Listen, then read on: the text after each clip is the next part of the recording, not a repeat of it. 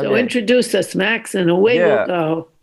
Let's see. So this is weird. So hi listeners, welcome back to It's Not Just in Your Head podcast by therapists talking about mental health, capitalism, yada yada. It's a weird episode because we're actually on Zoom recording for the first time ever today. So I can see people, they can see me. It's different. Listeners can't see anybody. We had some troubleshooting kind of tech weird issues going on. But today is really, really exciting because we have three people from, I think it's called Alliance Psychological Services. Is that right, everybody? Yes. It's probably like almost the only therapist-led worker co-op in the universe. Like there's probably like maybe a handful scattered out somewhere else, but it's going to be a really interesting conversation because Harriet and I are really enthusiastic about worker co-ops in general. And this is our field. This is our people, therapists, mental health providers. So we are going to talk to these three. So I guess just whichever order, whoever talks over the other person, who would like to introduce themselves first, and then you can explain what you do. I'm Juliet. My pronouns are she, her, hers. I am a therapist working with adults. I am a baker. I am a parent to many plants, some of whom have survived. And and I'm a member of Alliance Psychological Services of New York.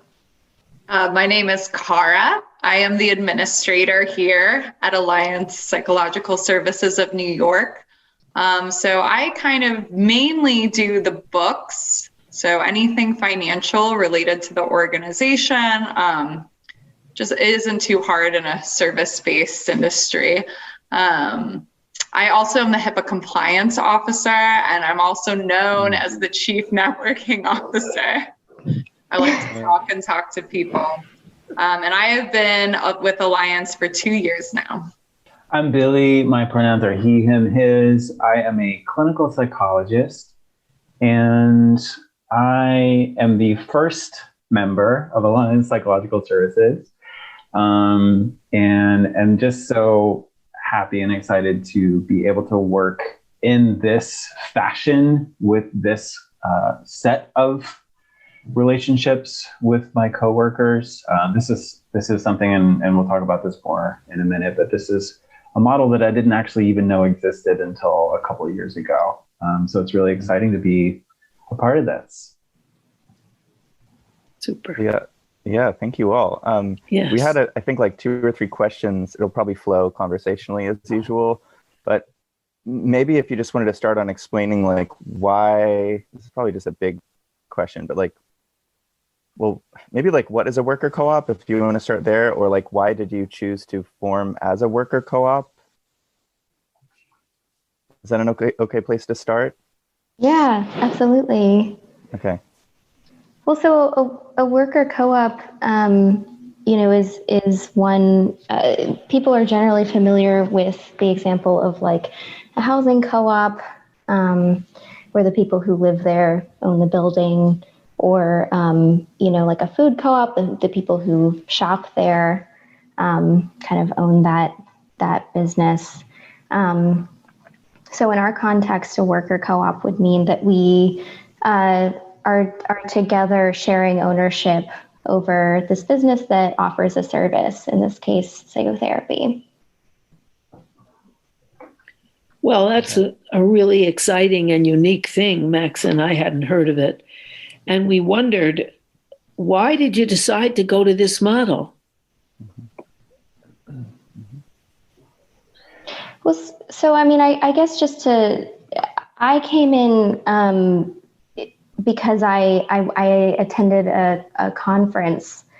There was this anarchist mental health conference that, because of Facebook's creepy algorithms, I was alerted to its presence.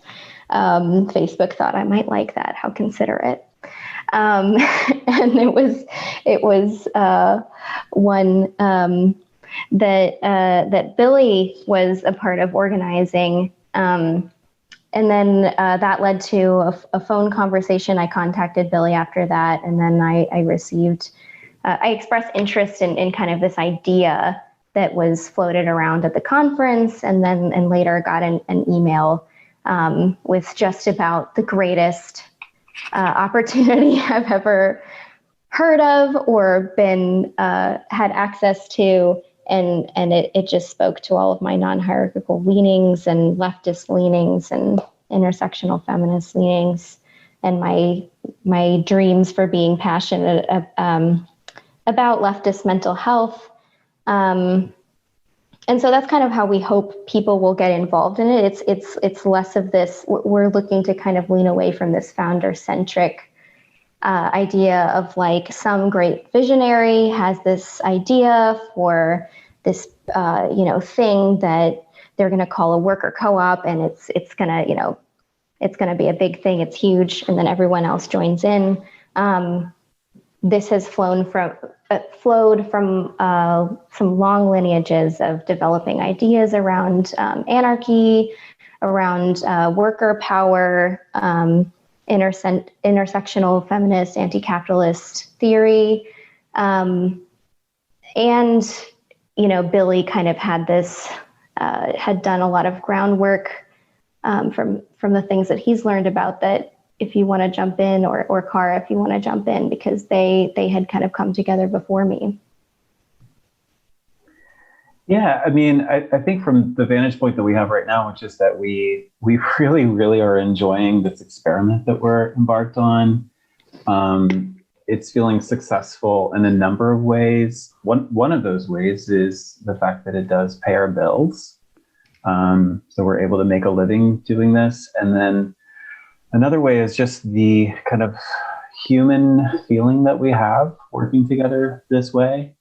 There is just a really nice kind of energy in this type of working environment where there are no bosses and no employees, but instead just people coming together to put our hands towards a project and to just draw on some kind of more innate intuitive understandings of how to work together.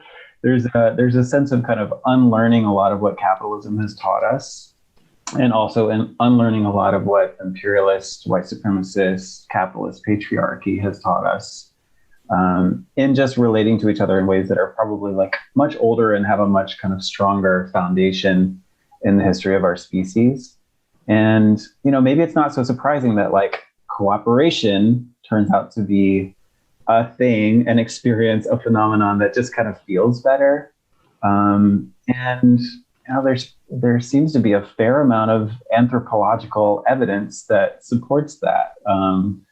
Just thinking of some of the theoretical works that people of our political tendency tend to kind of draw on and be inspired by, just really speaking to the fact that like this whole competition thing, like, yes, maybe important in some factors and some kind of slices of the human experience, but definitely not kind of the whole explanation of how we're supposed to relate to each other, and definitely not a good foundation for any kind of economic system.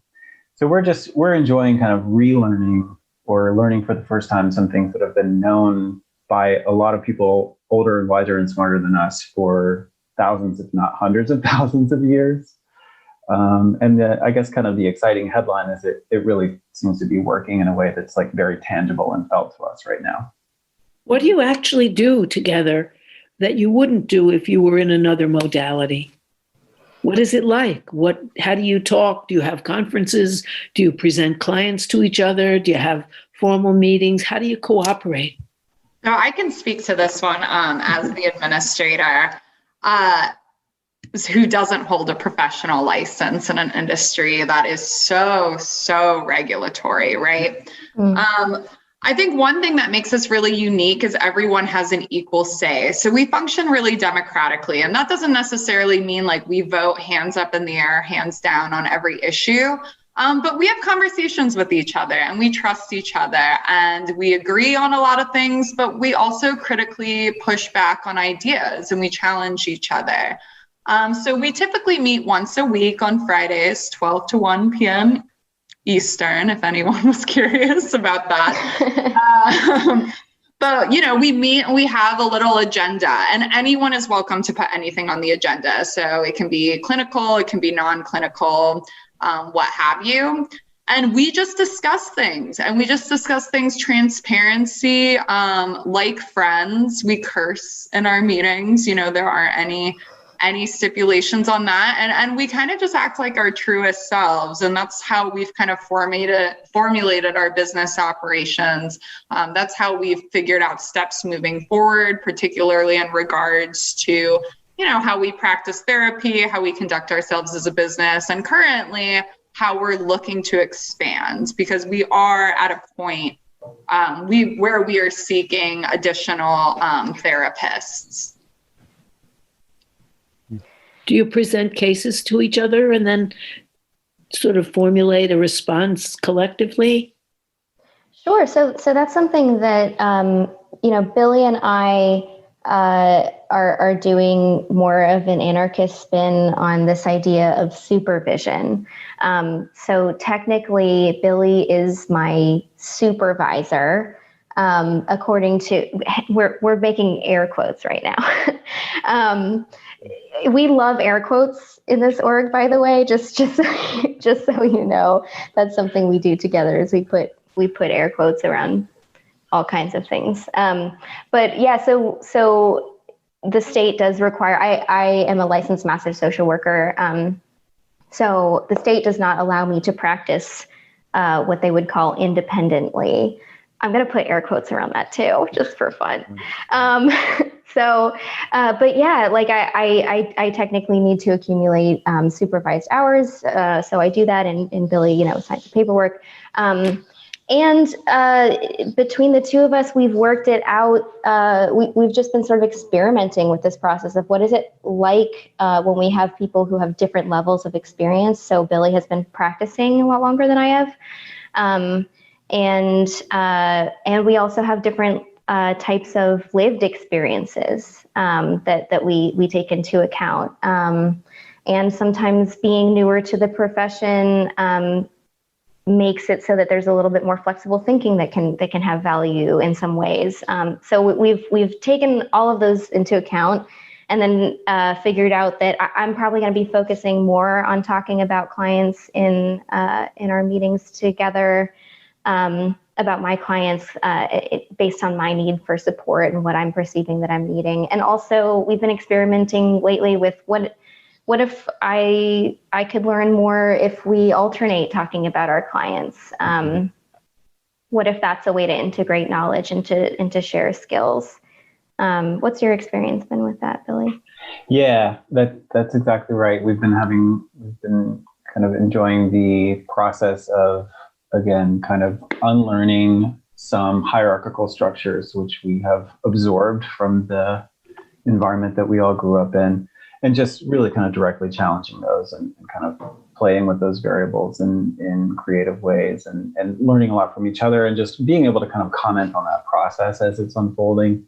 The type of work that we do seems to require a certain amount of kind of courage and openness and willingness just to kind of disclose aspects of our experience in the moment, right? And to really be able to receive feedback from each other in the intent in which it is provided. When Juliet says to me, I'm noticing a particular kind of feeling or attention, or there's a dynamic here that I would like for us to explore, I have an opportunity to respond to that in a really kind of open and receptive way, versus feeling kind of defensive and kind of like kind of closing down or thinking that she's kind of attacking or criticizing me. So in this process of working in this way and being as available to each other as we are, to send and receive that type of communication in that open, receptive way, we feel like we're building something together just in terms of our relational capacity that we really haven't had much opportunity to develop otherwise. Mm-hmm. And towards that end, this does feel like a kind of a larger political project. We feel like we're building inside of each one of us something that we might even call revolutionary capacity, that there's something kind of changing inside of us as we relate to each other this way that's going to be necessary for building that better world yet to come that we believe in and are aspiring towards. That's a little bit lofty, and fortunately we don't spend a lot of time kind of like thinking about that or kind of focusing on that. Like, we're able to just kind of experience that together as part and parcel of the work that we do on a day-to-day basis. I'm sorry, Max, you go ahead. So this could come back to that Billy Hall, but so something Cara mentioned earlier was just like we work in an industry that's highly regulated, and there's like actually a separate conversation that we'd had when I consulted with y'all from my colleagues in Santa Barbara. Just FYI for listeners, like me and a couple of coworkers maybe thinking about therapist co-op in Santa Barbara. We'll see. So we consulted with these guys. But so the regulatory stuff, like, so where, from what I recall, so Juliet is a social worker, and Billy, you're a clinical psychologist, right? That's so right. I remember y'all mentioning how because of that and other regulatory things, it's actually, there is a lot of sort of red tape around like what you can actually incorporate as, and right. I don't know, tax filings and just, like weird sort of business stuff and like IRS stuff and all that. And so it's funny because when you talk about the lofty goals of these like revolutionary, like building capacity things, I kind of wonder like what gets in the way. Like there's those structural barriers, and Harriet and I have talked on this podcast a lot about these other barriers of just the way we conceptualize mental health generally, is like whether just from a behavioral lens or cognitive behavioral lens, like those are just barriers of like seeing people as humans. But then there's like these regulatory barriers that seem like they would actually make it difficult to even do something like when you talk about supervision, the way I think it's supposed to work is like there's this 1 hour that this person that's lower on the hierarchy consults with someone that's higher that got a license to supervise. When we kind of all know that like you could probably consult with someone off the street and be like, hey, what should I do with this case? And they probably have valuable input. Like that's seriously. Right. Like you talk to someone eating from the trash and say like, hey, someone I know, their life is fucked, and what do we do about this? They'd be like, well, here's an idea. And you'd be like, damn, all right, I'll go use that idea, right? But the state and all the sort of the capital forces that have created the regulations and stuff have made us think that there's these, there's validity to these structures. So anyway, I guess, what are those barriers to actually having this sort of utopian, like magical, mental health worker co-op thing? Yeah, well, this is something that's important to me because I feel it really acutely as an administrator who does not hold a license in the services that we render. So I don't really involve myself at all in any sort of like cases, and I certainly wouldn't advise on client care. Now that's a personal choice, but that's also part of regulation. From a co-ownership business perspective, it can get a little tricky though, because Billy and Juliet can legally comment on my work as a HIPAA compliance officer, as someone who is working on the financial side, as someone who is networking, but I cannot involve myself in their work because I don't have the license, right? So that does kind of create a disparity in some decision making. Again, personally, I wouldn't really involve myself in their cases anyway. I consider that kind of a sacred bond between therapists and their clients. And I don't know the clients. So again, I wouldn't want to interject into a situation that I'm not privy to the details of. But I would say in larger decision-making schemas, they have opportunities to enhance the business that I don't, right? So I would say that would be like one barrier, big barrier from my perspective. Yeah, something that, and we'll go into if we feel it's relevant, because it is a little different state to state, but the specifics of why it's taken us over a year since we decided to start doing this together cooperatively for us to formalize the legal structure of cooperative ownership. There have been a lot of, there are barriers around that. For example, so New York State says that professionals who hold different professional licenses or workers who hold different professional licenses, we're trying to refer to ourselves as workers more so than professionals, that they can't co-own this healthcare business together. And that if someone doesn't hold a quote unquote professional license, they can't co-own that business together either. And in theory, it's to keep corporate interests out of healthcare decisions. And something that does, for example, this idea that we have this really equitable relationship around sharing knowledge and consulting about client care. That's all well and good. And somebody could say, well, I really trust my supervisor. We have a great relationship. I definitely don't feel like I'm being taken advantage of, and they respect my knowledge. And it's just so different when the person whose knowledge I'm seeking to share in doesn't have the power to fire me, right. Doesn't have the power to take away my livelihood, my access to what keeps my life going. So, and that technically right now I'm an independent contractor. We have found the legal workaround to finally, in early 2021, we're gonna incorporate together as a worker cooperative. But it was really tough to do that.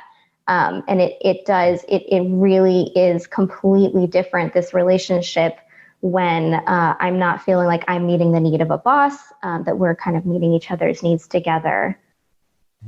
Well, how is it different from, let's say, a hypnosis group? I was in a hypnosis group for a very long time, and I'm periodically in Jeff Zeig, the bigwig from the Erickson Foundation's seminars, and everyone comments together. And in my supervision group on hypnosis, which I was in for 7 years, it was convened by a very experienced hypnotherapist with no power over anybody.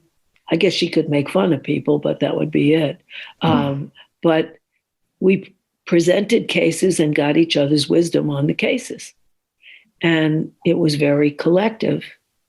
And then she, as a more experienced hypnotherapist, made some comments. But how is this different, besides that you are comrades here and you know that you can trust each other on a deeper personal level? Because that was collective too.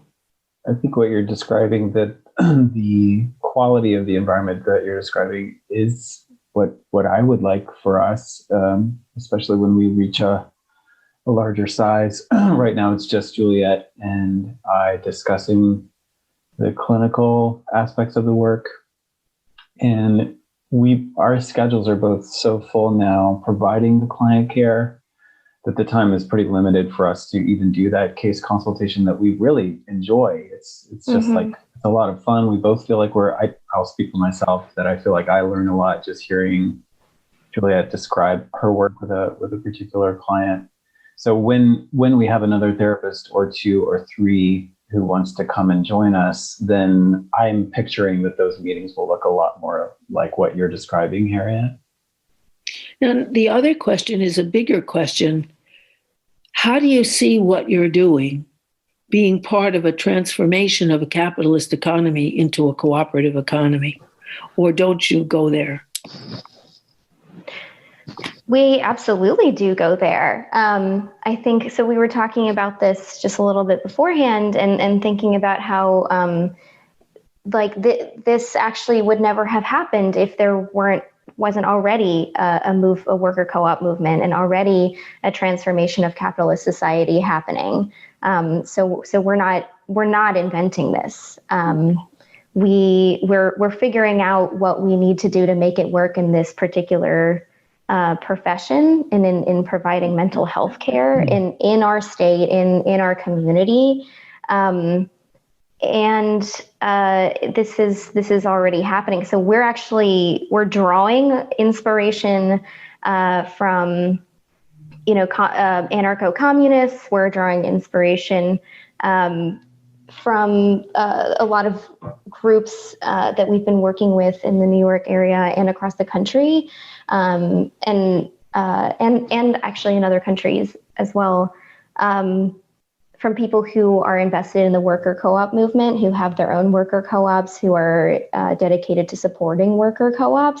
So this is kind of already happening, and what we're hoping, I think, let me know if y'all have different ways of phrasing this, but we're hoping to kind of give back to and can create a feedback loop with the worker co-op movement, where we're going to share this template, is, for example, of how we've managed to legally incorporate as a worker cooperative, and share that as widely as possible to make it a lot easier for others to do the same thing. That makes sense, to extend the co-op model into healthcare where it's desperately needed. And there have been attempts, sorry. No, I would add to that, that for a lot of people who have a vision for the better world that they want to contribute to, that a lot of that is happening outside of work hours. A lot of people are working their wage labor job, doing what they need to do to keep body and soul together, and then with a little bit of energy that they have left at the end of the day, if any, they are attending a discussion group or an organizing meeting, and kind of using that little precious bit of time and energy that they have left at the end of the day to try to contribute to those larger projects. We have something really interesting in our situation, which is that we're able to earn a living while actively developing these capacities together at the same time. And so the kind of loftier political goals of an organization like ours are sort of always present, but not something that we're necessarily directing energy to every moment of the day. There is a sense of kind of a cumulative kind of gestalt effect, where as we come together and we experience this really humanizing kind of radical way of relating to each other, we feel better. I'll speak from my own experience. I feel better. I feel more energized. I am feeling like a fuller, truer, more authentic, spontaneous, lively, vibrant version of myself as I'm working here. And that feels like it's kind of translating into something larger. That's already spilled over into some connections that we've been able to make. The fact that Max reached out to us a couple of weeks ago and said, "Hey, we're thinking of starting something in Santa Barbara. Could we pick your brains about that? Could we just hear from you all what that process has been like thus far?" There does seem to be a feeling of a bit of momentum that is developing around this. And I would also just note, by the way, that we are not the first cooperatively owned mental health organization in the United States. We're not. There have been practices and clinics that have kind of bubbled up over the years and have not been able to continue for a long time for whatever reason. But there is currently one in Minnesota, actually, that we just learned about from reading a Reddit post last week. Mm-hmm. We just learned that there are other comrades out there who are doing similar work. So we're very excited to continue exploring the landscape and finding out who is embarked on projects like these, who does have kind of a sense of the capacities that could be built through this type of work. It does feel like there is something kind of burgeoning here. There's a lot of energy and activity and sort of readiness, and it's really just a matter of kind of connecting all these dots to see what can come from it in the larger scale. Yeah, I'm wondering how it relates to the whole democracy at work movement, which is a movement of wanting to create a cooperative economy instead of a capitalist economy. And I don't know if you have bigger ties to that democracy at work movement, or if you just affiliate by kind of finding out about things. I think it relates directly. I've been following the work of Professor Richard Wolff, someone I think you probably know quite well. I'm like winking to myself, our co-participants here. Professor Wolff, and the way that I found out about his work is through Black Socialists in America, a group that I've been following on Twitter for a number of years. They were talking about worker self-directed enterprises. years ago, and I was learning about that model, what that means. So those types of efforts, the ways in which lots of different individuals and organizations and collectives are kind of thinking together, exploring together, working together, inspiring and informing one another. It does have the characteristics of something that might be described as a movement. Yeah, I think it does, because capitalism is being questioned on a level that it hasn't for 50 years. And so within that questioning, all sorts of groups are coming up, and who knows, we might do what they did in Italy, which has so long ago, and which is why they have more worker co-ops than anyone else, the Marcora law, that any workers who are threatened with closing can get 3 years unemployment at one time if they invested in making the place a worker co-op. And that's been very popular, and it's all over the place. So, hopefully these seeds are being planted everywhere and they're sprouting. It's exciting. I think there's a lot of potential like in our field too right now, because not only is capitalism being questioned on a really massive scale, but mental health is being talked about differently at a much larger scale than it ever has as well, for like all these intersecting reasons. I mean, we're talking about like universal healthcare and just the need for healthcare generally, and with mental health as like a sort of, it's presumed to be like on parity with physical health, although it's like typically not really, but it's being talked about that way more. From like police abolition, there's just like, we need mental health, not police kind of conversation, and there's like debates around that, from like the veterans issues and suicidality to like LGBT and, like trans suicides and issues. There's like mental health is sort of in every social issue now, almost like the way it's being talked about is like mental health in the schools or mental health for this group and that group. And so like, here we are, we're like, and like, Cara, you're in with the crew. So like, it's cool. You're a mental health professional.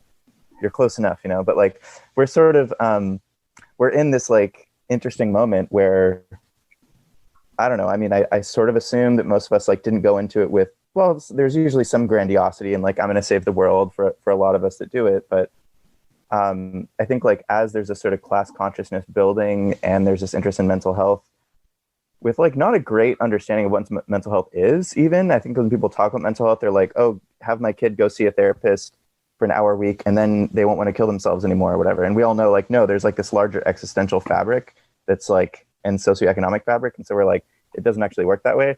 But for those of us that also have that class consciousness with a movement that has class consciousness, with us being mental health professionals, with the potential for there being this like massive sort of confederated worker co-op movement with mental health as a part of it, I do see that as, and maybe with some massive sort of workers' party that's, also on its way or something, whether it's like through DSA or something else. Like, I do think there's a lot of potential. So I think what y'all are doing is really cool. And also on a more, because there's that like way out there view. And then sometimes, it's so with like labor organizing, you start with like grievances, like, well, the boss gave me a dirty look, and you're not like, all right, communism. You're like, well, how can we work together to improve that issue? I think like a lot of mental health workers typically find, Billy maybe used this in a previous conversation, but like burnout factories, like usually most starting out mental health workers and social workers just find that where you are deployed during or after grad school is a total burnout factory. Like the issues you're seeing are actually people that are suffering from housing issues, over-policed neighborhoods, deindustrialized economic situations.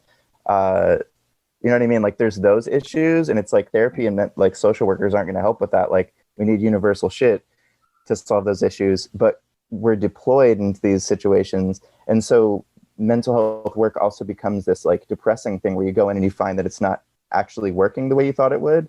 And then you come out and you're like, I'm just going to do private practice on my own and hide from the bosses forever and from like this apparatus like world. I'm not going to work for public health. I'm not going to work for whatever. So like y'all are also sort of, I think, trying to create this alternative to that where it's not a burnout factory. You actually have a voice. You have some autonomy, and you're trying to center client care all at the same time while like paying the bills.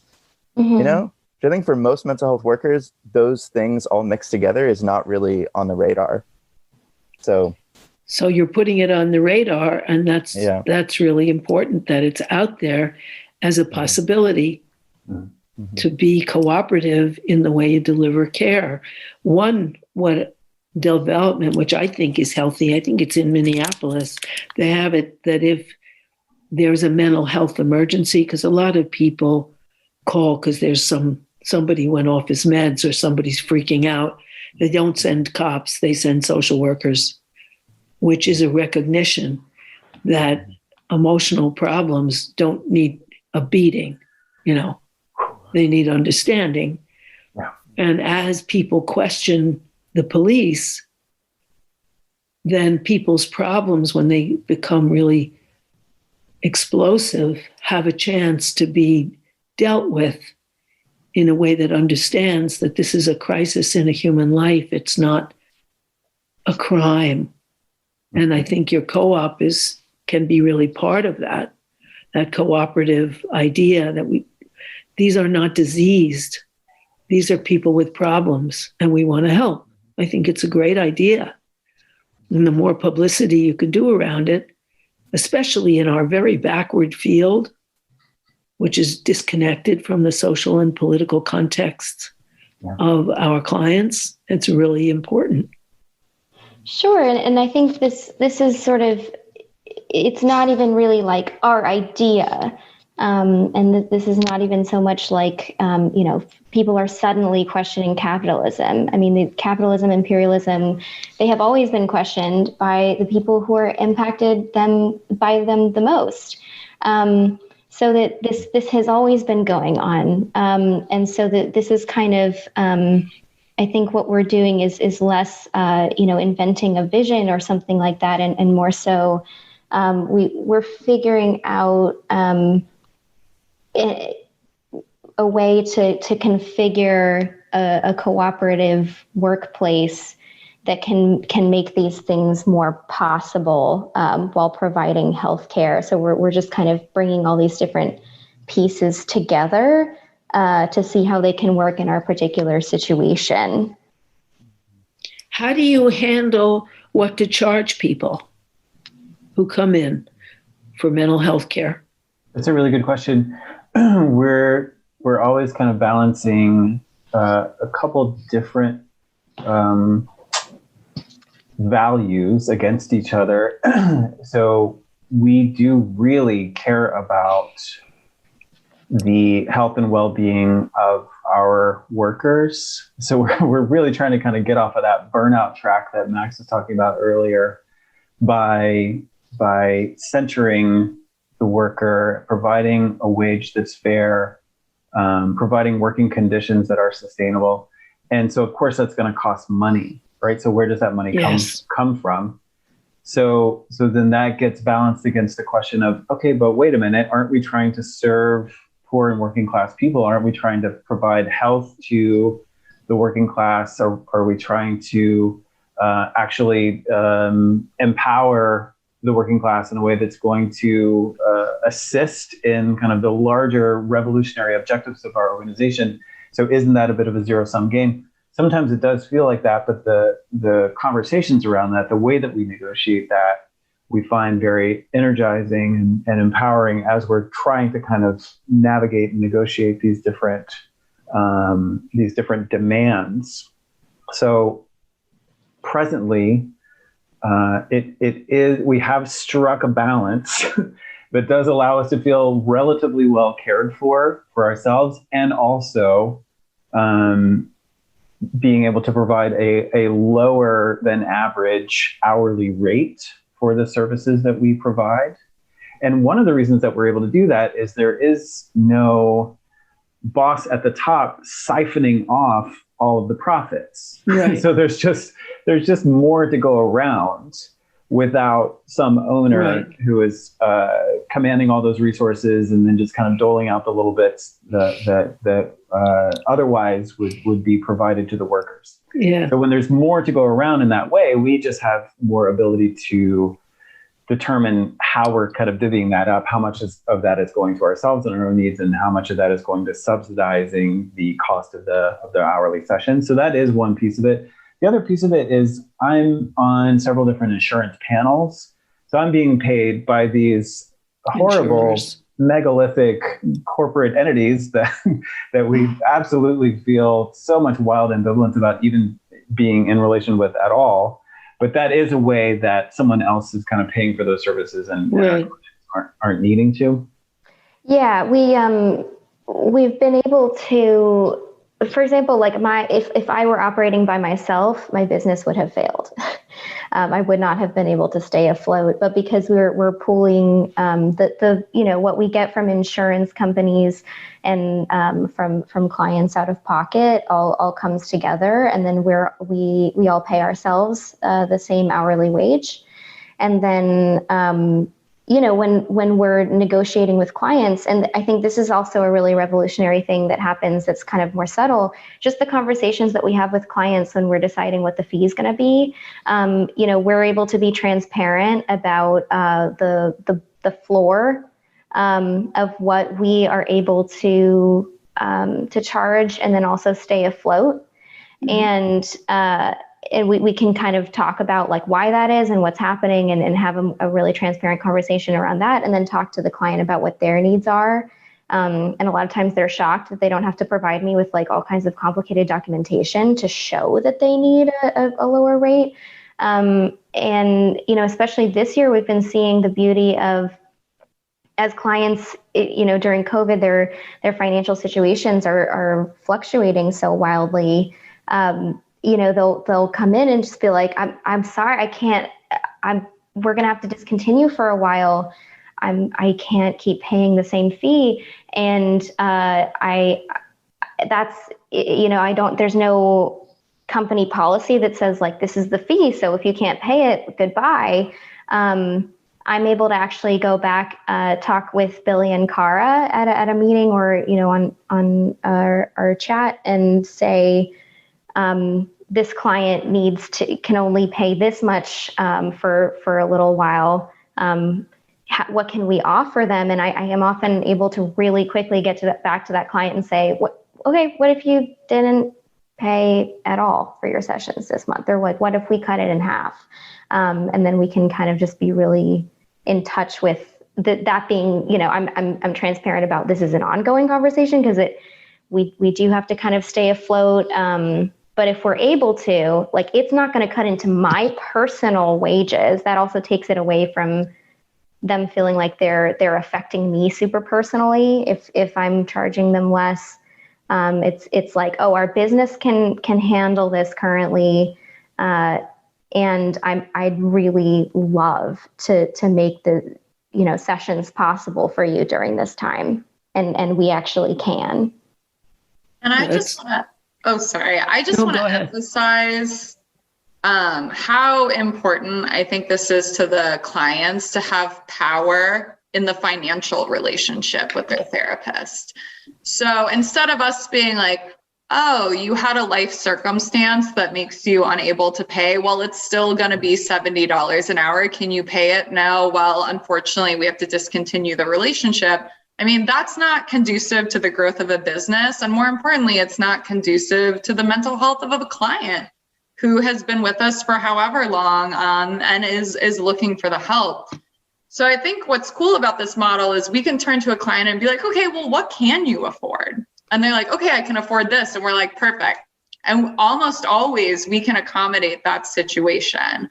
And I think this is what's really cool about that is it's not a therapist or business dictating to you what you get. It's you having power to say, this is what I'm willing and can give right now.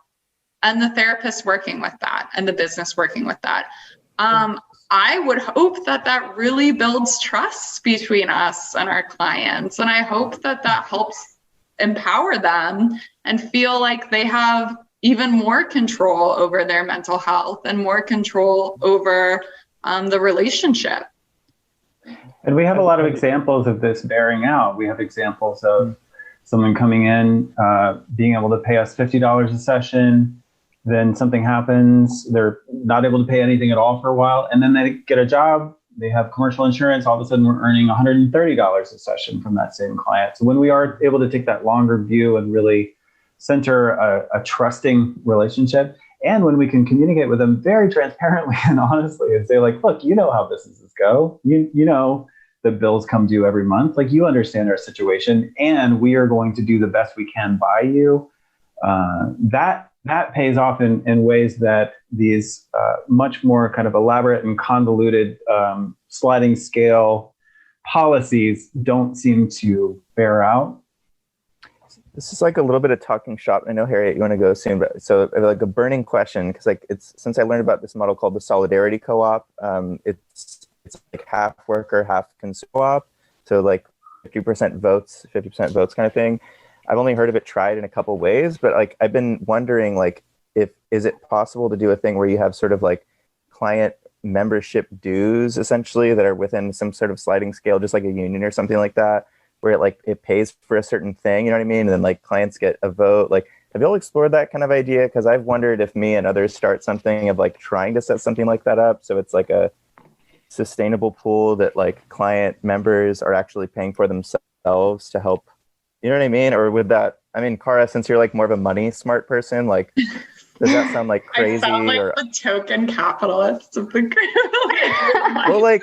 Well, numbers are important. I mean, you don't have to be a capitalist speaking with numbers and spreadsheets and stuff. I mean, that's like an important, whether in like Soviet Russia or like Manhattan, like, I don't know. I love that idea. Actually, I'm trying to think historically of if we've discussed that. I don't believe we have, but I absolutely love that. Any sort of collective pool sharing that takes the emphasis off like paying for a service and puts the emphasis back on helping individuals in our community and also helping ourselves. We need the help too. I'm always game for it. And one thing I would like to drive home to anyone out there who's like, well, how do you make money really? Like, how do you stay in the black? How do you not go in the red? Co-ops in mental health therapy, especially because it's a regular service-based industry, is very, very sustainable, and it's very, very flexible. I think that fiscally, if that was your focus to any capitalists who might be interested in this podcast and listening, this is absolutely a viable and lucrative model. And I'm hopeful that we can lead by example and turn to any naysayers and be like, oh, no.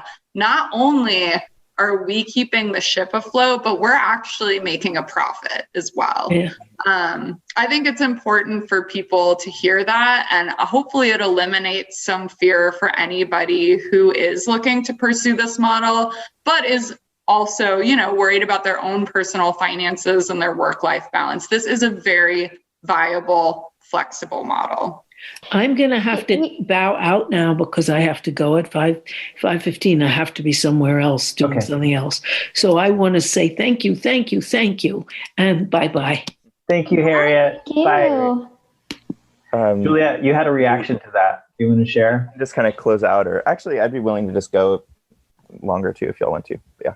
Yeah. Go ahead. Wait, yeah. I mean, I plan to have until 6 to chat, but okay. I mean, just in terms of being profitable, I guess just that term, I want to put a huge asterisk there because that's really not our aim.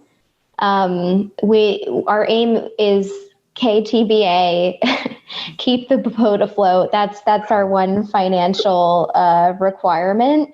So we're not looking for this to be a super profitable, lucrative thing and make a lot of money.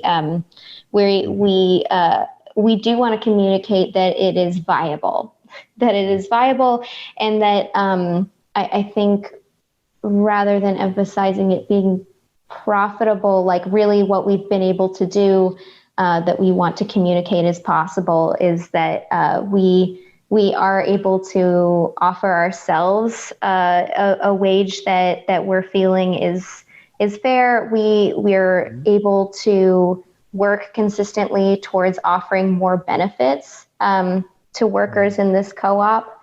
We're really focusing on healthcare benefits right now. And we're able to create a situation where we can, through consensus-based processes, talk to each other about what that wage should be, what those benefits should be, and work towards those, and that we are, staying afloat well enough to just to cover that. And that's all we need to do. It's what a lot of people don't think we would be able to do, and we can.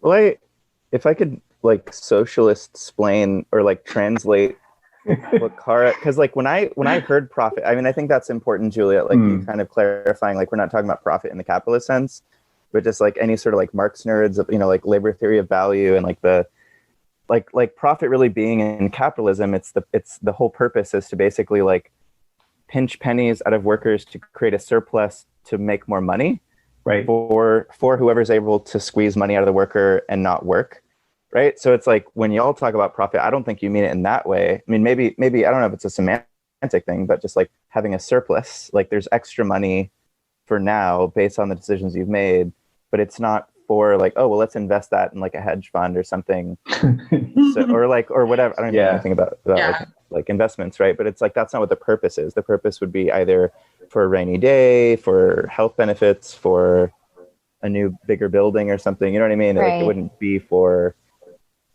capital investment or whatever.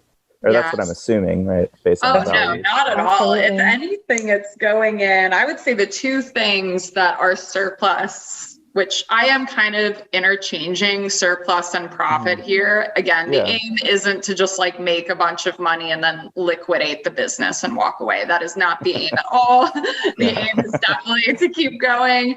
But not only does it offer more benefits to make, our lives better, which allows us to do our jobs, I think, at a fuller capacity. If I eat well and like the place I live and can cover, my basic needs and interests, like I am going to be better at my job. I am going to be able to show up healthy with a clear mind. But I think the surplus is also kind of allowing us to expand. I mean, as it was said earlier, we really want to share our vision and we really want to share our model. We are not like tight-lipped about what we're doing here. We are not trying to protect our intellectual capital in any way. We are hopeful that other people see this and they run with it. And I think for me, I know the big reservation, with the co-op model is, well, how does it keep the boat afloat? And again, what I'm saying is, at least in this industry, you can do more than keep the boat afloat. You can expand and invest in other services if needed. Right.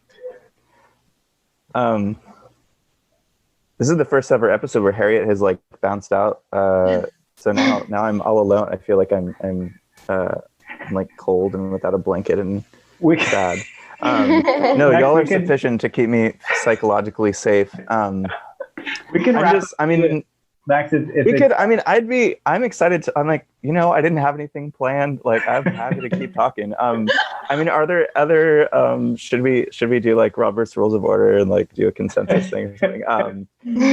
Like, I'm down to keep it going for, if there's any other sort of like burning, like my burning thing before Harriet left was like, would there be a way to also do like dues? Yeah. Have like sort of consumers be part of it. I mean, do y'all have any other like, we're really excited about this thing that we've been doing, or this way that the model works differently. Like, if you want to keep the ball going, like. We wanted to put in a little plug for the fact that we are going to be bringing on a new therapist, and cool. we're looking for a licensed clinical social worker in the state of New York. So that's one thing we wanted to talk about. Because we were thinking potentially such a like-minded individual who would have many amazing things to offer could be listening to this. So if you're out there, hi, please get in touch with us. We'd be dying to connect with you. People of color, especially Black and Indigenous people of color, queer and trans people of color. Strongly encouraged to reach out. The other topic, we were really interested in the idea of why this other co-ops haven't sprung up in the field of mental health, at least to our knowledge in New York. And we had a really interesting discussion about that earlier. So we were jazzed about that. But Billy, what were you going to say? Yeah, I was thinking more about Max's question to us about a particular model, and kind of wondering if that was something that we considered. And just kind of what I'm appreciating about that is how much creativity, and to use a very kind of like loaded buzzword, how much innovation is possible in this space. And that shouldn't surprise us when we are able to reject these kind of traditional paradigms of the way that things should be done, when we are able to eschew some conventional wisdom about how mental health services must be structured and delivered. It does open up a lot of ideas. There are a lot of sort of imaginative possibilities there. And so Max, I think it's quite possible that your co-op could function very differently and could have a quite different financial model that supports it compared to ours. And wouldn't that be a really fun thing to connect around and converse about in the months and years going forward? Wouldn't it be so cool if there was this larger confederation of worker co-ops where we are learning from each other, where we are inspiring each other and helping each other with different answers to the question, how do we keep the boat afloat while doing this very values-driven work in a way that feels sustainable and life-giving? Yeah. Yeah. Yeah. I really like that question Juliet just posed. I don't know if you mentioned, Julia, that was something that y'all had been talking about internally, or if that's something you wanted to explore of like, because this is something I actually wonder about all the time, especially after reading Professor Wolf's book. I think it's just Democracy at Work. A Cure for Capitalism or something, or Democracy at Work, Cure for Capitalism. My sociology PhD housemate, who's now in Germany, like sort of made me read it. I was complaining about my job a lot at Community Mental Health Agency. And he was like, here. And it was like, work self-directed enterprises. And I remember when I first, because I get this sort of almost like you could pathologize and call it manic, but it's just like, I get an idea. I'm one of those people, or like you call it OCD or something, but it's like, I get an idea and I get obsessed. And I'm like, now I have to sort of preach to everybody. And they're like, dude, no, I'm done with you. But like, it was that idea of just like democracy at work. And it was like, wait, why is this not a normal thing? And then going down the rabbit hole of understanding that like, well, historically in industrial capitalism, like, unions had really become not like the norm, but like a force to be reckoned with, and then got smacked. And like co-ops were always sort of a part of it. Like co-ops and unions were always sort of like, doing stuff. But so I guess anyway, to my take on that question of like why, so there's why generally are worker co-ops not the norm. And then there was why in the mental health field, because I do think that's a specifically interesting question, like if, so I guess like just to spark a new discussion here, like I feel like McCarthyism, et cetera, just destroyed the very idea that like workplaces could be democratic, period, right? That, in fact, it's just natural for individuals to just be competing for higher wages and benefits and to like fuck people over to get promotions and then fuck people over to go to a better firm or whatever. And that's just nature or something, right? That's like waterfalls and rainbows, and that's just how nature works. And that became really normalized. I also think that the mental health field got sort of like co-opted and shaped by capital in the neoliberal era, where it was like individualism and, CBT, just like change the thoughts in your head. Nothing outside of what's happening in your head matters. That's not mental health. So I feel like therapists sort of collectively got shaped by the forces that be to sort of collude with those pretty silly ideas. And then also, so there's, I don't know, I think there's the broader political context, and then there's within our field that's been, the hegemony has been very individualized to where like, when I've talked with colleagues about it, they're like, that sounds kind of cool, I guess, but there isn't really a spark. They're not like, oh, I want to look into worker co-ops, or it depends on who you talk to, I guess, but like, anyway, that's my answer. My exploration. I don't know. Have y'all like thought about that more? Like why this is the mental health field, which is supposed to be like helping people, egalitarian, like, why worker co-ops aren't like a normal thing in our field? We were talking about the role of professionalization in this, because we had identified some legal barriers too, but I guess the story to that, even before we get to these legal barriers that we're now facing, like, I mean, radical emotional healing and anti-oppressive emotional healing has always existed, and has, you know, healing originated as a community practice. So, you know, particularly, you know, in queer communities, communities of color, in spiritual communities, mutual aid networks are you know, have always been a really important source of resistance and healing. And then, you know, professionalization of care work, I think, neutralizes the threat that the idea of emotional healing just inherently holds against this capitalist society that wants to dehumanize us. There's kind of, we were thinking about, like, how does this compare to, you know, worker co-ops are definitely more prevalent among people who create a good that they are able to sell. That they create those things together and kind of create a cooperative around that. There's definitely things that make it legally more complicated for us. And also we were speculating about the emotional, cultural, psychological phenomenon of, you know, going and getting a degree and getting licensed, how you have to make a U-turn from that. You know, you have to go through the system and then back out again to get to the point of having a mental health workers co-op. Because the state, you know, says you can't practice, you know, licensed mental health care that would, and it's important for it to be licensed to make it accessible, because insurance companies won't reimburse for things that, you know, et cetera, et cetera. Like, you have to go and get licensed and go to grad school, and then once you're already there, it's like, oh, I have to go into either an agency or try and get out and go into private practice. You're on the bourgeoisie track or the burnout track. It's so hard, and there isn't support for envisioning another path, and there's a lot of work that has to be done to kind of walk it back from there. Mm-hmm.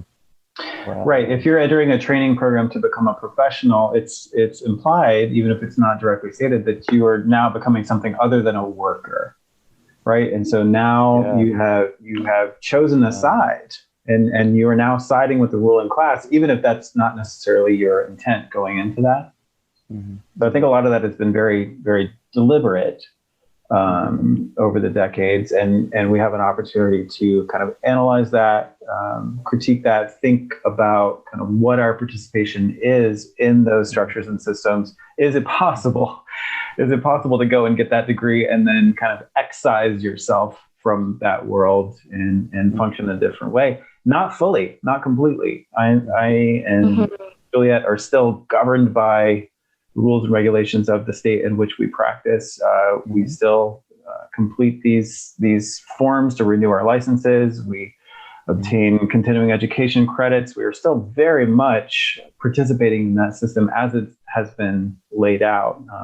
And there is a sense in which we are kind of playing by those rules and doing so with a lot of gratitude and appreciation for what that allows us to do, the power that does give us in the eyes of the state, while also trying to kind of hold and maintain this critique of those systems and structures overall. So it is a bit of a balancing act.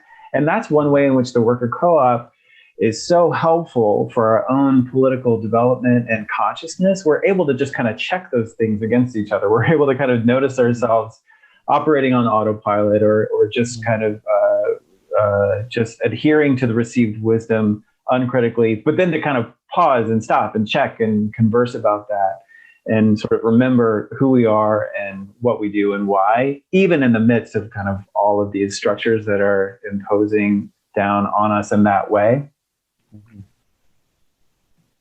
y'all think that with professionalization, because like I've kind of thought about this too, that there's a sort of, it doesn't necessarily have to be a class mobility thing. So like I grew up in like Section 8 in the Bay Area of California and stuff, and like went to college and stuff. So I did a sort of class mobility thing, and like, you know, white privilege kind of helped me out a little bit, probably more than a little bit, but like there's like, you go to college, you get these professional degrees and stuff, and then you're sort of like, whether it's in your head or not, there's a ladder that you presumably have been climbing. And so I've wondered sometimes, ironic way, where like, if there's this fear that we have sometimes too, where it's like you actually are less likely to rock the boat or challenge the regulatory norms, the state apparatus, the, you know, the capital forces or whatever, because you're like, well, now I'm up here. I cannot, I'm not going to get knocked down to here. I don't going to get knocked down one peg. Like, I got a goddamn master's degree. I got a fucking PhD. Like, I will not let, you know, I'm not going to like, you know, I'm going to make sure all my first impressions are perfect, that like, you know, I look good, that I sound good, that like everything I'm doing is packaged the right way, so that I don't want to be perceived as lower than that. And I don't want to have to like, you know, struggle with whatever it is down there now, because now I'm up here, you know what I mean? Yes. And if that has also been this impediment, in that professionalization created a sort of like, I guess, collusion with like, I don't even want to say the ruling classes, because it's not like most therapists aren't not like millionaires. They're just like, no, but yeah, doing better than your average, like a dishwasher or something. But like, Right. I've wondered if that psychologically impacted us too, you know?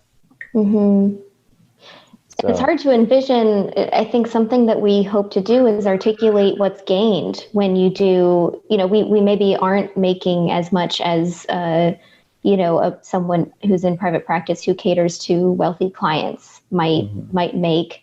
And we're gaining so much more. And these are things that are maybe hard to articulate to people, not just in the mental health field, but, you know, in a lot of places where they're like, well, I'm pretty comfortable, you know, to say that this happiness and freedom and spontaneity and flexibility and so many other things that we're experiencing at work, and this reversal of the process of alienation is so incredibly worth it.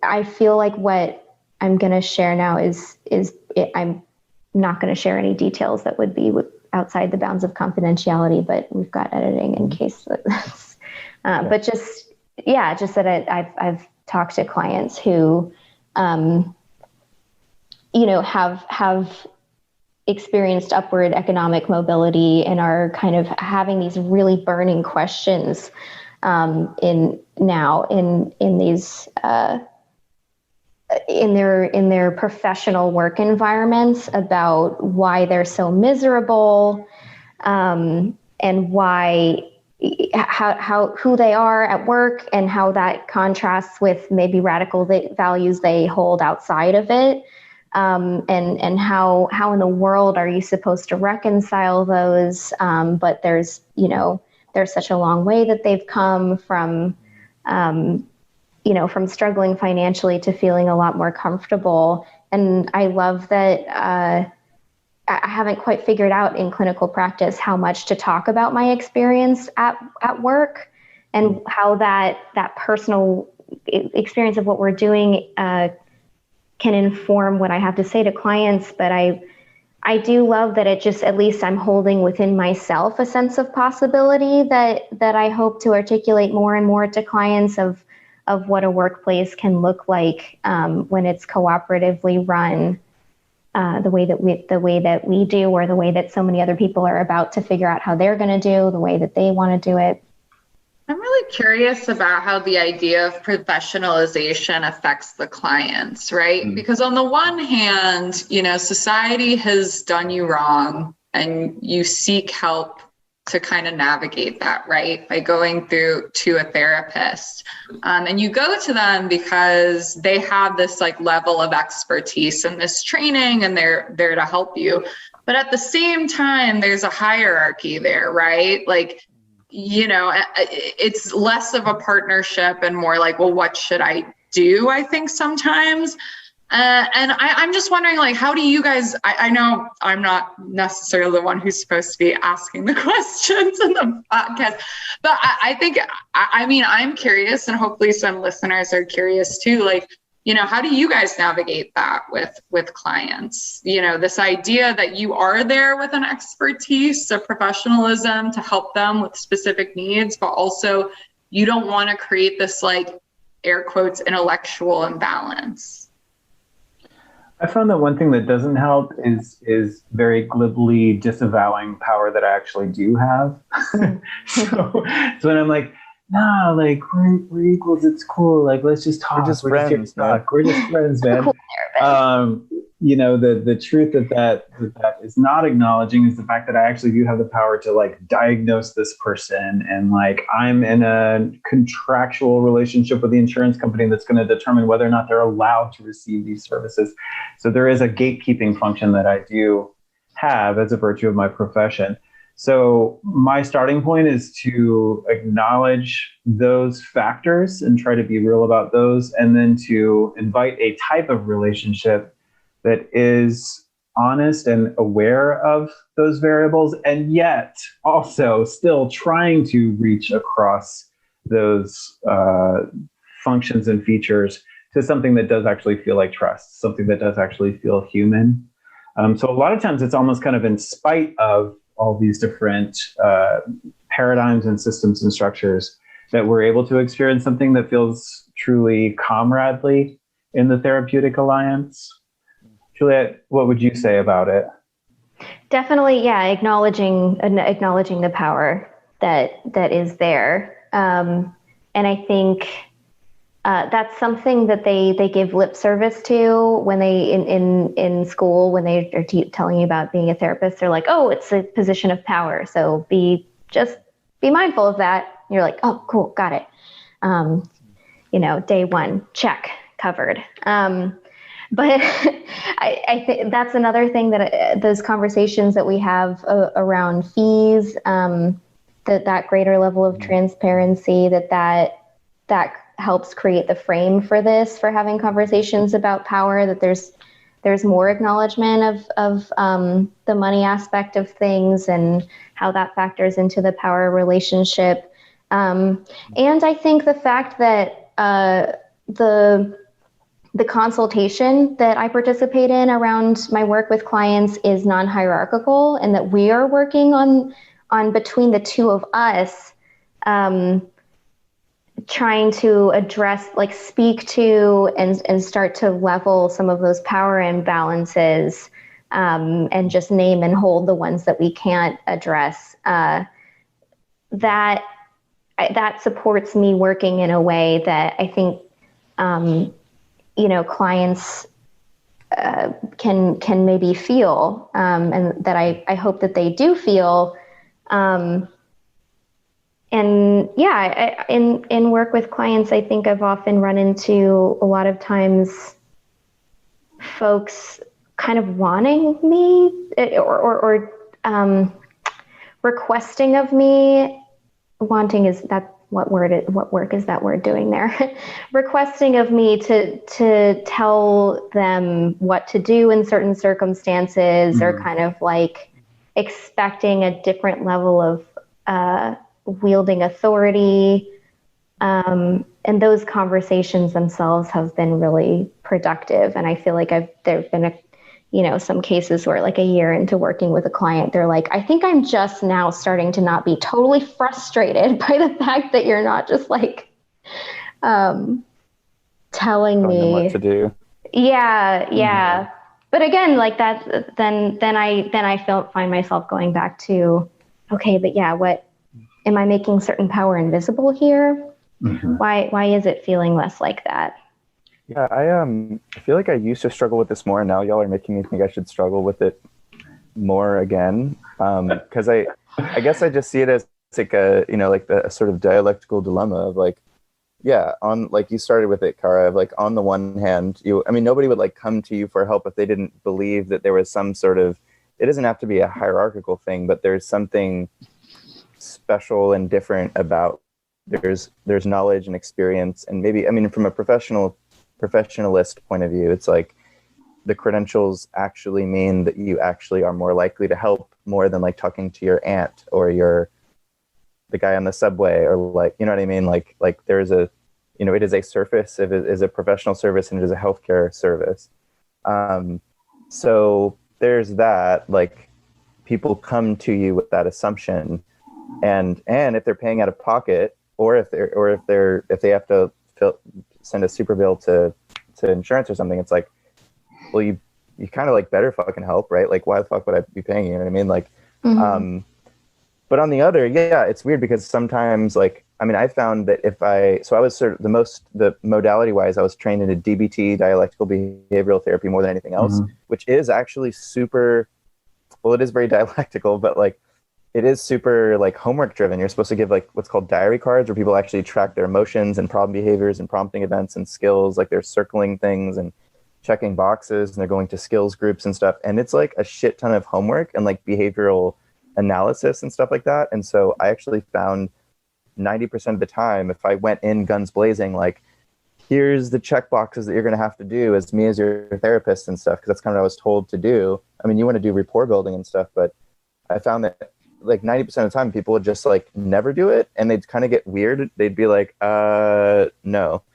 So like I found that it's actually, for me, it's sort of easier, like after doing the intake process and the assessment and everything, sort of like hey, we're just friends, I'm going to talk to you for a few weeks and we're just going to like kind of talk, man. That like actually having an orientation toward like we're just kind of getting to know each other. Yeah. And then easing toward like maybe more directive, like encouragements, suggestions, directives, or whatever, only if it's done collaboratively. Like, hey, so I'm able to do like this, I can play this role. Like usually I name roles. Like I can play the role of someone that literally just listens to you once a week. And if you think that's what's most helpful, I'm going to do that for you. Let's talk about that. I can play like a teacher role. I can like teach you stuff about like the brain and emotions and crap. And I can get on a whiteboard and stuff. Like, does that seem like it'd be helpful? Yes. I can also be like a sort of behavioral coach where I can be like, well, your goal is 4 days a week less this week than the next week, or, you know, and like, I might just be like, based on your diet. Anyway, so I try to like establish that, but like, because I feel like if you are collaboratively deciding for you to be a more directive person that seems more hierarchical, then it's not as hierarchical. It's almost like you've been elected into a position. You know what I mean? So like, and sometimes that is what people want. I used to see a personal trainer, like a therapist and stuff, and he was like, do this many sit-ups and do that many. And I was like, okay, boss, thank you. But I was consenting to that. Yeah. Right. I think sometimes people who don't share the political tendency of non-hierarchical socialism, you know, folks who wouldn't label themselves as anti-authoritarian or libertarian socialist, or kind of the related semantic words, do sometimes struggle with this idea of like, why is non-hierarchy important? And like, isn't it often inefficient and ineffective, right? Like, wouldn't it be better just to kind of like understand and assume that like human beings always have and always will kind of function in hierarchical relations to each other? So there can be a lot of kind of squabbling over that issue. And I think one thing that is sometimes misunderstood is when we talk about non-hierarchy, we're not saying that no one ever learns anything from someone else. We're not saying that no one is ever able to offer direction or advice to someone else. We're really saying that who you are as a person is assumed to be of equal value to who I am as a person. And we're going to try to figure out a way to relate to each other accordingly. But if you happen to know something that I don't know, then it would be actually of interest to me to approach you and ask if you're willing to teach me that thing, right? That would be a good use of my time and yours, potentially, right? Or if you are in a situation where you have knowledge or experience that I don't have, it wouldn't make any sense for me to kind of impose myself and say like, no, I'm going to take up just as much space as you do. I'm going to spend just as much time as you are spending doing this thing. So I think sometimes we can get a little hung up on kind of what non-hierarchy means in practice. And in the therapeutic context, I really like this idea, Max, of kind of making the roles more explicit and negotiating them together more deliberately. I think that is the way to do it. I don't know if everyone's always ready for that conversation on day one, right? I think sometimes there is kind of an easing into the therapeutic relationship, kind of like finding that way of talking and working together that works. But I would say that I also practice in that way of highlighting and making visible those roles with the idea that our work can actually be more collaborative and more effective together by doing that. Mm. Something I've been trying to work out is this, and Billy, I think we were talking about this not too long ago, like this idea of kind of, are my politics, if I bring politics into the therapy session, particularly with someone who doesn't already identify as like an anti-capitalist leftist, am I using my position of power to, push some agenda? Even if in the moment I'm like, I really feel like these concepts have the potential to highlight something that could be really healing for this person. And then I was thinking like, well, I don't worry about if I'm pushing an agenda when I tell a person that their partner absolutely should not hit them. I'm not worrying about if I'm using my power unfairly there. So this is just kind of an open question that I've been wanting to explore more of how do I talk about my politics in session and the ideas that I've benefited from. I just have to say that. Oh. No, you go, Max. Do it. One sentence. I can do it. Being a co-host of this podcast makes me terrified for that exact reason. Every single time we publish a new episode. Right. That's it. Wow. Go on, Cara. Oh my gosh, I'm like blanking. Now I'm thinking about what you said and I'm forgetting what I was going to say. Oh, I'm sorry. No, not at all. It's so interesting because, being yourself establishes so much trust between people. And you can think of this in, I think, therapy and outside of therapy. Like, so Juliet, when you say like, I can absolutely objectively say like your partner shouldn't hit you, yes, absolutely. But what's interesting is I'm wondering where, our like professionalism sometimes gets in the way of that. And the way we're trained as quote unquote professionals gets in the way of that and your individuality and the trust that comes from your individuality. Yeah.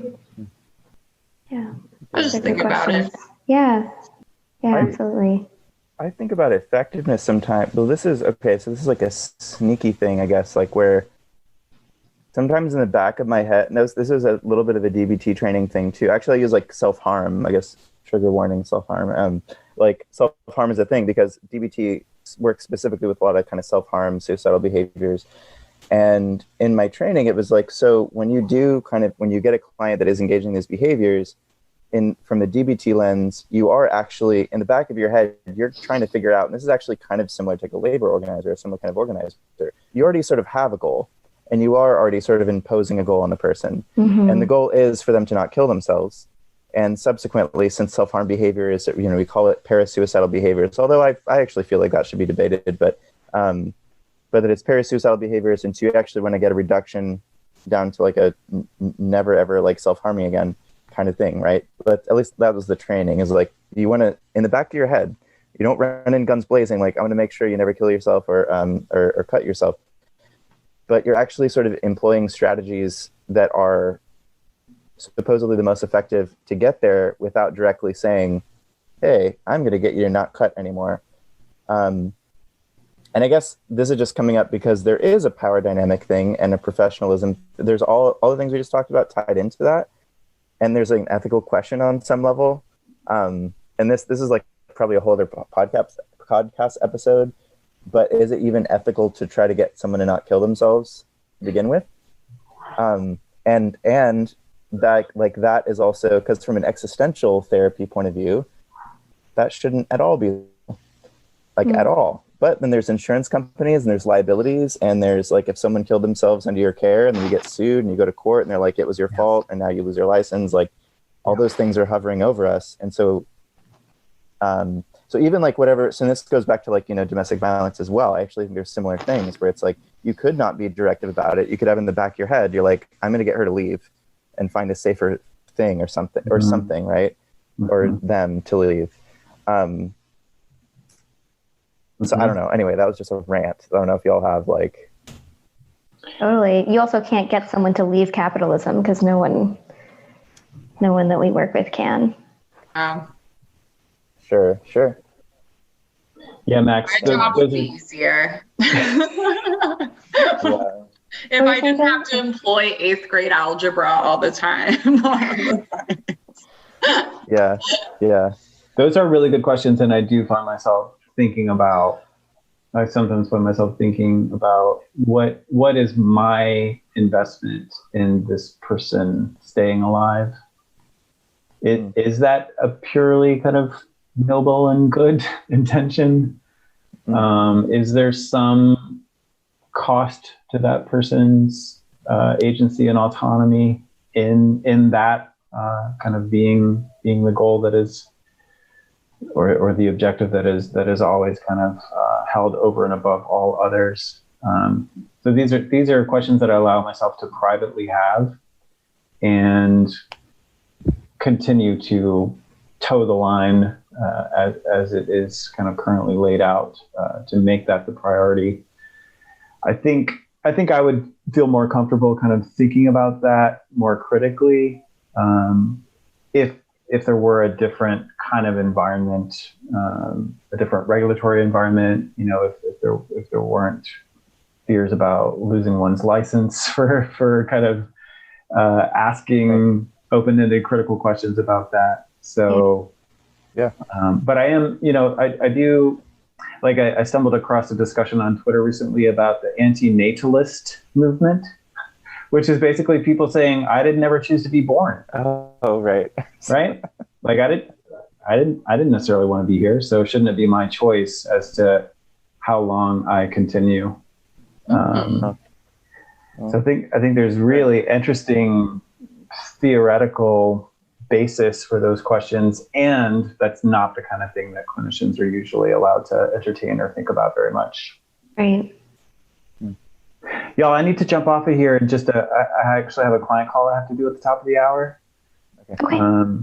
So Max, is there anything that we need to say in terms of like an outro? Yeah. I mean, Juliet gave the plug. If y'all want to, you can do another outro kind of, I guess, just like closing statements, closing thoughts on, what would you want listeners to take away from all of this? I guess the totality of all the conversations we just had. For me, my big thing is, there are so many regulatory things that not only hinder your ability to do your job and help your clients, but also hinder your individuality.